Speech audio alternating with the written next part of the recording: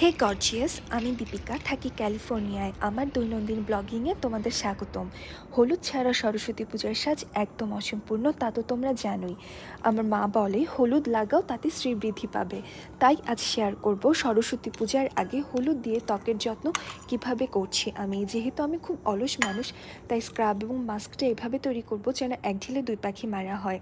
এর জন্য নিয়ে নিচ্ছি চালের গুঁড়া, এতে মিশাবো খাঁটি হলুদ গুঁড়া। এর মিশ্রণে এবার নিব একটু কফি গুঁড়া, তাতে দিব মধু। এখন দিচ্ছি কিছুটা গ্লিসারিন আর 2 ফোঁটা লেবুর রস এবং অল্প জল। ব্যাস, আমার স্ক্রাব কাম মাস্ক প্রস্তুত। মুখে ফেস ওয়াশ দিয়ে ভালো করে ধুয়ে নিয়ে ভেজা ত্বকে এটা অ্যাপ্লাই করে নিব। প্রথমে স্ক্রাব করে নিয়ে পরে 3-4 মিনিট রেখে ধুয়ে ফেলে খুব মোলায়েম একটা অনুভূতি পাওয়া যায়। তাছাড়া হলুদের জন্য একটা ব্রাইট টোন পাওয়া যায়। তোমরা কে কোথা থেকে আমাকে শুনছো কমেন্টে জানিও প্লিজ, এবং follow for more. Thank you.